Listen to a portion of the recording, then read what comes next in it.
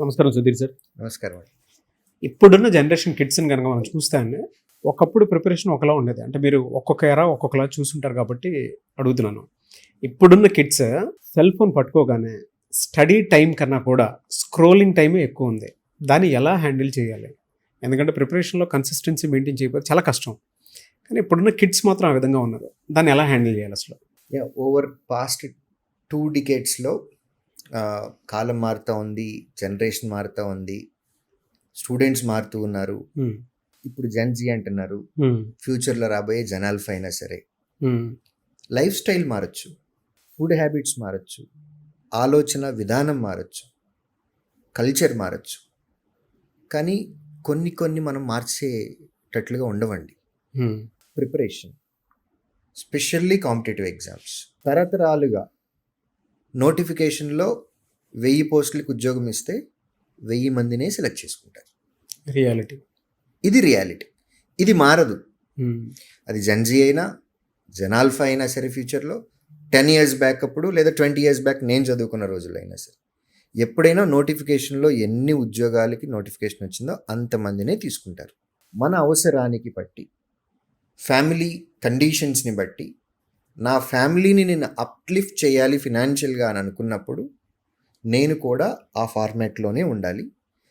నోటిఫికేషన్కి అప్లై చేసినటువంటి వాళ్ళల్లో, అండర్లైన్ ది స్టేట్మెంట్, అప్లై చేసిన వాళ్ళలో ది బెస్ట్ నేనుంటే నాకు ఉద్యోగం వస్తుంది. సో ది బెస్ట్ ఉండాలి అని అంటే 98% ఆఫ్ పీపుల్ని కాంపిటీషన్లో మనం వెనక్కి నెట్టడంలో మనం ముందుకైనా రావచ్చు, లేదా ఉన్నవాళ్ళు వాళ్ళంతటి వాళ్ళైనా వెనక్కి వెళ్ళచ్చు. 2 బాగా అర్థం చేసుకోవాలి నాగరాజ్ గారు. మనం ముందుకు రావాలి అని అంటే మన ఎఫర్ట్. మనం నార్మల్గానే వర్క్ చేస్తూ ఉన్నాము, ఎదుటివాడు మిస్టేక్ చేశాడు, మిస్టేక్ చేయటం వల్ల వాడు మన వెనక్కి వెళ్ళిపోయాడు. 2 జరిగితే గనక అద్భుతాలు జరుగుతాయి. మిస్టేక్స్ చేయటం కామన్. ఇప్పుడు నేను మిస్టేక్ చేశాను అని అనుకోండి, నా అంతటి నేనే వెనక్కి వెళ్ళిపోయాను. అవును, నేను మిస్టేక్స్ చేయకుండా చాలా ప్లాన్డ్గా చదువుకుంటూ వెళ్తూ ఉన్నాను. నేను 1 by 1 దాటుతూ వెళ్తున్నాను. 2 జరుగుతాయి కాంపిటేటివ్ ఎగ్జామ్లో, 2 జరగాలి కూడా. కాబట్టి జెన్జీ కిడ్స్ అయినా సరే, స్క్రోలింగ్ ఎక్కువ ఉంది అని అంటే గనక ఆ స్క్రోలింగ్లోనే పామోడోరో టెక్నిక్ వాడుకొని చదువుకుంటూ, ఇది కూడా ప్రూవెన్ హిస్టరీ. అవును, 30 minutes ఫోన్ పక్కన పెట్టండి, 30 minutes చాలా కాన్సన్ట్రేషన్ తోటి చదవండి.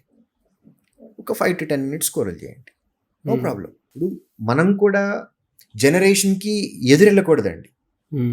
జనరేషన్తో పాటు వాళ్ళకు ఉన్నటువంటి అలవాట్లని, కల్చర్ని పట్టుకొని ఉన్న వాళ్ళల్లో అడ్వైజ్ ఇవ్వాలి. Pomodoro technique will help them a lot.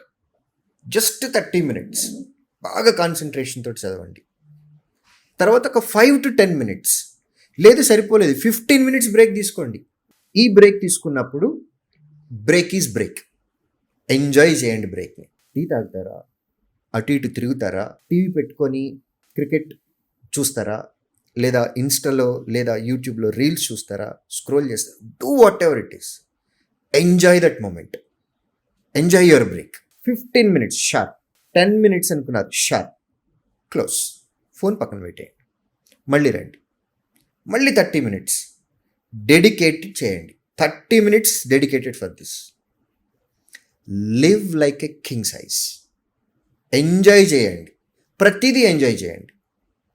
చదివేటప్పుడు 30 minutes ఫుల్ కాన్సన్ట్రేషన్ తోటి చదవండి, ఎంజాయ్ చేయండి. అయిపోయింది, బ్రేక్ తీసుకున్నారు, బ్రేక్ని ఎంజాయ్ చేయండి. I'm not saying don't watch, I'm saying watch, but also study. Reels చూస్తూ ఉన్నాము అని అనుకోండి, మనకి ఏమవుతుంది ఫైనల్గా, మనం ఏమి ఎన్హాన్స్ చేసుకుంటున్నాము, మన ఫ్యామిలీకి మనం ఏం చేయాలనుకుంటున్నాం. Forget about family. అసలు నీ కోసం నువ్వేం చేయాలనుకుంటున్నావు, ఇంకా పేరెంట్ మీద ఎన్ని రోజులు ఆధారపడతావు. హార్డ్ రియాలిటీ, మనల్ని కన్నందుకు పేరెంట్స్ డెఫినెట్గా మనల్ని చూసుకుంటారు, నో డౌట్ అబౌట్ ఇట్. 3 పూట్ల ఫుడ్ పెడతారు, వేసుకోవడానికి బట్టలు ఇస్తారు. ఎప్పటి వరకు? వాళ్ళు చచ్చిపోయేంత వరకు. ఈ వర్డ్ చాలా కొంచెం మాట్లాడటానికి ఇబ్బందిగా ఉన్నా సరే, బట్ హార్ష్ ట్రూ. వాళ్ళు చనిపోయిన తర్వాత మనకి ఎవరు పెడతారు? మన కోసం మనమైనా సరే, మనకు కూడా కోరికలు ఉన్నాయి కదా.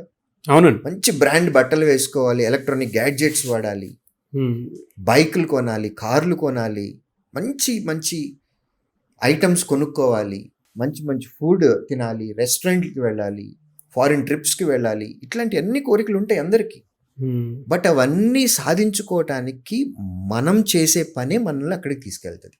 రీల్స్ చేస్తూ ఉన్నాము అని అంటే అంటే రీల్స్ చూడటం ఒకటండి, ఇప్పుడు రీల్స్ చేస్తున్నారు కూడా. Don't depend on easy money తోటి డిపెండ్ అవ్వకండి. ఇప్పుడు రీల్స్ చేస్తే నాకు ప్రమోషన్స్ వస్తున్నాయి అని కాబట్టి నేను ఈ ట్రెండ్కి సంబంధించి నేను రీల్స్ చేస్తున్నాను అని అనుకున్నారు అని అనుకోండి, ఎప్పటి వరకు అది లైఫ్ లాంగ్ ఉంటుందా ఈ రీల్స్? లేవు. టెక్నాలజీ మారిపోతుంది, డెఫినెట్గా టెక్నాలజీ మారుతుంది.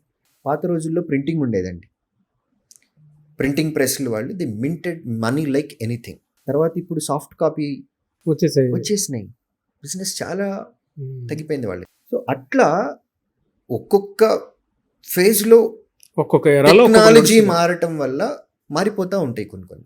కాబట్టి ఒక్క దాని మీద డిపెండ్ అవ్వద్దు, ఈజీ మనీ మీద అస్సలు డిపెండ్ అవ్వద్దు. If you wanted to be different, be like that. But అల్టిమేట్గా ఎంత టెక్నాలజీ వచ్చినా సరే ఇండియాలో మారినవి కొన్ని ఉన్నాయి. మన గవర్నమెంట్ సిస్టమ్ మనం రన్ చేయాలి అని అంటే అక్కడ గవర్నమెంట్లో మినిస్ట్రీస్ ఉండాలి, at the same time government offices ఉండాలి, అందులో ఎంప్లాయీస్ కూడా ఉండాలి. ఈ సిస్టమ్ని ఎవ్వరూ మార్చలేరు.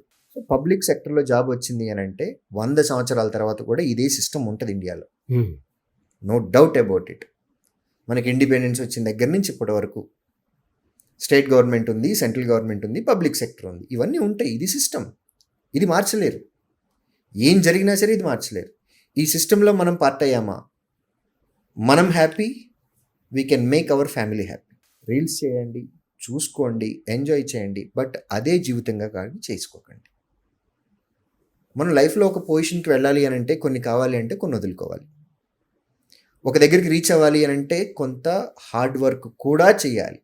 There is no short cut for success. True sir, there is no short cut for success. 30 minutes చదవండి, 10 to 15 minutes బ్రేక్ తీసుకోండి. Enjoy both.